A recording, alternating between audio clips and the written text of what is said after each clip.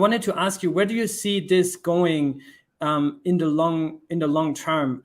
I mean, obviously you're occupying a niche that, like I said, not many people even dare to tackle with the privacy layer. But where do you see the whole NFT space on Secret specifically going in the long term? You know, now you see filmmakers joining it. Do we also see potentially music, you know, artists join the space, or where do you see it going in the future? I have to give you my honest assessment, which is I think the NFT bubble is already popping. And that's our fault as an industry. We pushed this technology so hard and so fast in mainstream culture and media. We created a backlash to this technology because we tried to sell it as more than it was. We tried to say NFTs are already here. They're already solving every problem. And when users kind of found out that they weren't solving every problem, a lot of people lost money on NFTs. A lot of people found it really hard to mint NFTs. When they did it on ETH, it was super expensive. They got worried about the environmental impact. NFTs have a very tough brand right now. And every adoption cycle kind of looks the same way. If you think about these hype cycles, there's the, I don't know which way to move my hand here, but we're going to try. There's that initial slope of adoption. Then there's the super exciting peak. I don't mind. People know what I look like, so I'm going to just go into my look here. But there's that peak.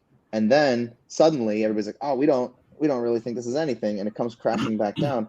And then there's that slow rise of readoption afterwards, right? There, you get past the peak of expectations into the trough of disillusionment, and then you can sort of rebuild something again. With secret NFTs, what we're trying to do is while this peak is crashing and people are wondering why NFTs should matter at all, that's when we come in with education. We don't come in and try to shove a lot of things down your throat. We come in with experimentation and education. Then as people start to get excited about the technology again, we've built this organic community of artists and collectors and creators who understand why Secret can create a more sustainable and a more substantial NFT ecosystem.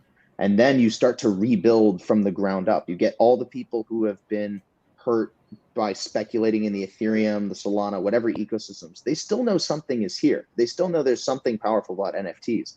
They just, you know, maybe they got burned and they want to try out like what this is going to look like in an ecosystem that's taken the long-term view.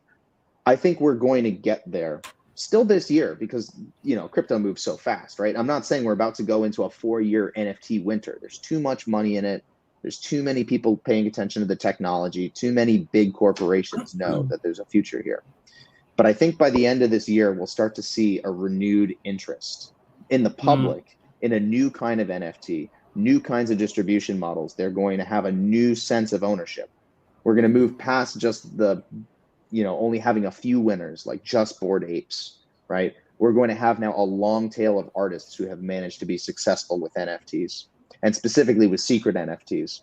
And I think that's where you're starting to see, again, it's early, but with news like today and probably what you're going to hear about from Lorenzo and Clip when he talks about Stash, it's obvious that, you know, we're about to start our own slow hype cycle growth. We just don't want that crash part. We just